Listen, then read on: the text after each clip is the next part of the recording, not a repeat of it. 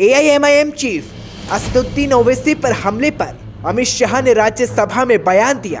अमित शाह ने कहा कि ओवैसी का ना ही कोई हापुड़ में कार्यक्रम था और ना ही इसकी कोई सूचना थी। श्री ओवैसी का जनपद हापुड़ में पूर्व से कोई कार्यक्रम नियत नहीं था और न ही आवागमन के बारे में कोई पूर्व सूचना जिला नियंत्रण कक्ष को भेजी गई। अमित शाह ने ओवैसी से विनती की और कहा कि सरकार की तरफ से दी जा रही सुरक्षा ओवैसी ले ले। मगर हमारे पास जो मौखिक सूचनाएं श्री ओवैसी के द्वारा भेजी गई, उन्होंने अभी भी सुरक्षा लेने से इनकार किया है। मैं सदन के माध्यम से श्री ओवैसी को विनती करना चाहूंगा कि वो तत्काल सुरक्षा ले ले और हम सबकी चिंता का समाधान करें। धन्यवाद।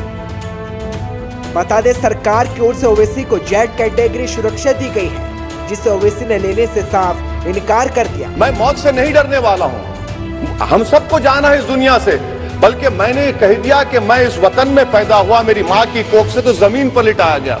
जब मेरी आंख बंद हो जाएगी तो इंशाल्लाह औरंगाबाद की जमीन मुझे दफनाया जाएगी।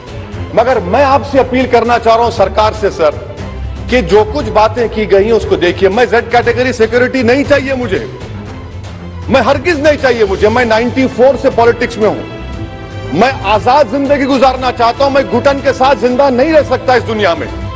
लेकिन शाह ने राज्यसभा से विनती की और कहा कि ओवैसी सरकार की ओर से दी जा रही सुरक्षा ले ले। वैसे शाह ने अपने बयान में कहा कि ओवैसी का हापुड़ में कोई कार्यक्रम नहीं था और दूसरी बात यह कि इसकी जानकारी ओवैसी ने प्रशासन को नहीं दी थी। लेकिन क्या शाह के निवेदन के बाद ओवैसी सुरक्षा लेंगे, ये दूसरा सवाल है। लेकिन सबसे बड़ा सवाल तो ये है, क्या यूपी चुनाव से पहले ओवैसी पर हमला कोई साजिश थी या कोई चुनावी प्लान था, या फिर चुनाव में ओवैसी पर हमला यूपी चुनाव में खेल बिगाड़ देगा?